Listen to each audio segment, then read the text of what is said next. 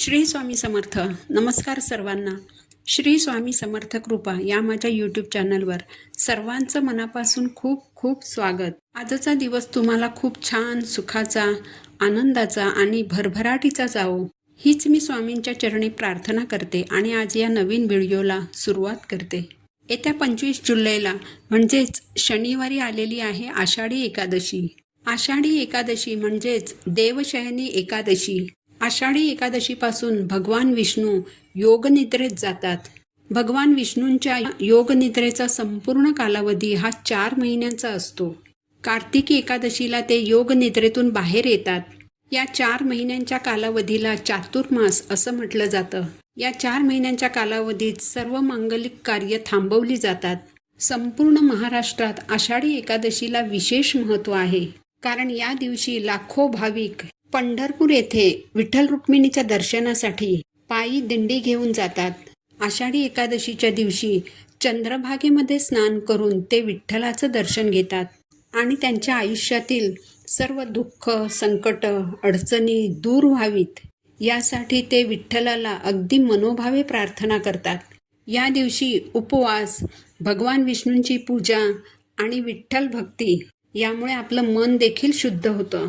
या आषाढी एकादशीच्या दिवशी जितकं महत्त्व उपवासाला आणि भगवान विष्णूंची पूजा करण्याला दिलं जातं, अगदी तितकंच महत्त्व स्नानाला देखील दिलं जातं. म्हणून अनेक जण या दिवशी पंढरपूरला जाऊन चंद्रभागेत स्नान करतात आणि मग विठ्ठलाचं दर्शन घेतात.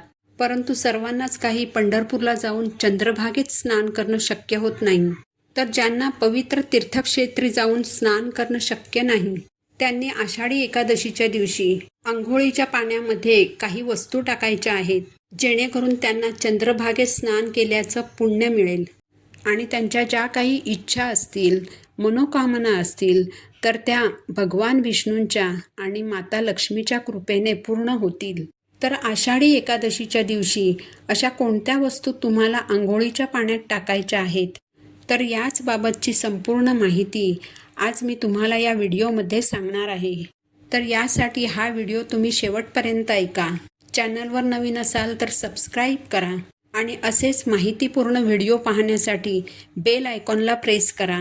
तर आषाढी एकादशी तिथीला सुरुवात होईल शुक्रवारी सकाळी 9:12 आणि ही तिथी समाप्त होईल 25 जुलैला म्हणजे शनिवारी सकाळी 11:34.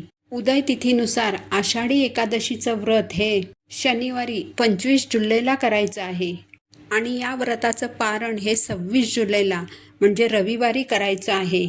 आणि या आषाढी एकादशीच्या दिवशी स्नानाचा जो शुभमुहूर्त असणार आहे, तर तो सकाळी 4 वाजल्यापासून 5 वाजेपर्यंत असणार आहे आणि या शुभमुहूर्तावर तुम्ही स्नान करू शकता.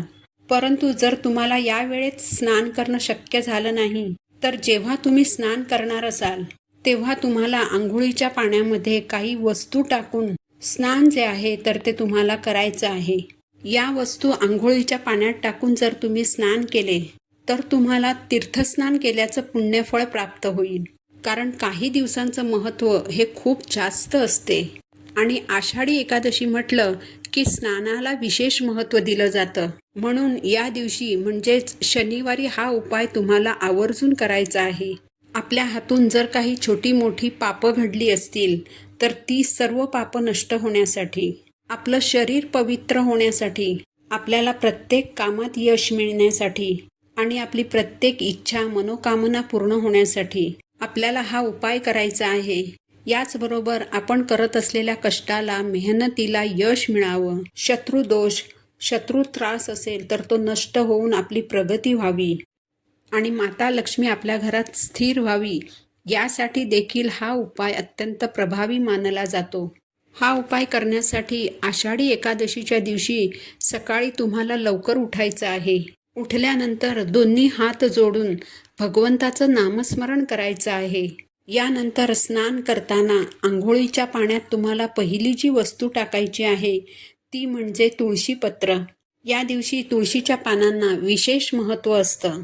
आषाढी एकादशीच्या दिवशी भगवान विष्णूंच्या पूजेत जोपर्यंत तुळशीपत्र अर्पण करत नाही तोपर्यंत ती पूजा अपूर्ण मानली जाते. म्हणून आपल्याला 2 तुळशीपत्र ही अंघोळीच्या पाण्यामध्ये टाकायची आहेत. तुळशीपत्र टाकल्याने आपल्याला देवी लक्ष्मीचा आशीर्वाद प्राप्त होतो आणि यामुळे आपल्या आयुष्यातील आर्थिक समस्या सुद्धा कमी होतात. यानंतरची दुसरी जी वस्तू आहे ती म्हणजे हळद. पिवळा रंग हा भगवान विष्णूंना अत्यंत प्रिय आहे. जेव्हा आपण अंघोळीच्या पाण्यात हळद टाकतो तेव्हा आपल्या कुंडलीतील सर्व ग्रह हे मजबूत होत असतात आणि ते आपल्याला शुभ परिणाम देत असतात. यामुळे आपली रखडलेली कामे पूर्ण होतात. आपल्या आयुष्यातील शत्रूंचा त्रास आणि आपल्या कुंडलीतील शत्रुदोष देखील दूर होतो. हळद ही भगवान विष्णू आणि माता लक्ष्मीला अत्यंत प्रिय असल्याने त्यांचे कृपाशीर्वाद सुद्धा आपल्याला प्राप्त होतात. तिसरी वस्तू जी आपल्याला पाण्यामध्ये टाकायची आहे ती म्हणजे गंगाजल. तर चमचाभर गंगाजल तुम्हाला अंघोळीच्या पाण्यामध्ये टाकायचं आहे. जर तुमच्याकडे कोणत्याही एखाद्या पवित्र नदीचं पाणी असेल तर ते सुद्धा तुम्ही टाकू शकता. यासोबतच आपल्याला अंघोळीच्या पाण्यामध्ये गाईचं थोडंसं कच्चं दूध टाकायचं आहे.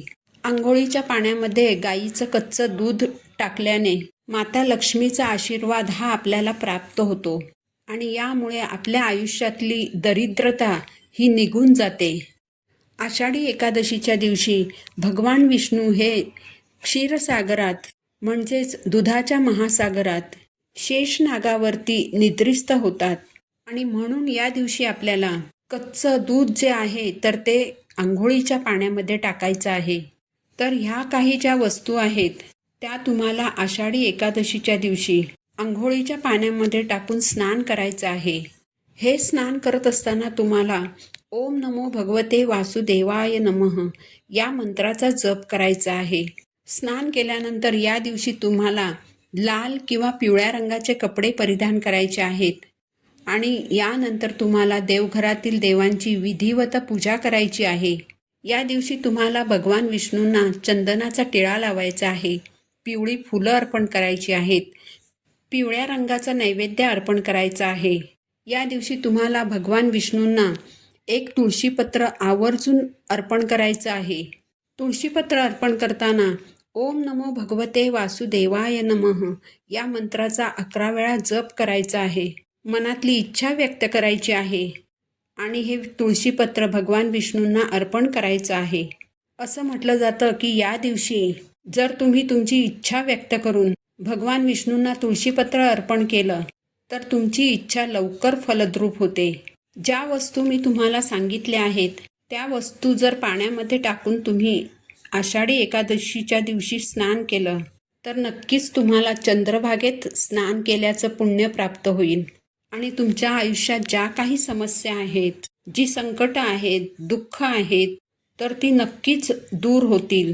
म्हणून आषाढी एकादशीच्या दिवशी हा एक साधा सोपा उपाय तुम्ही नक्की करा. व्हिडिओ आवडला असेल तर व्हिडिओला लाईक करा, चॅनलला सबस्क्राईब करा.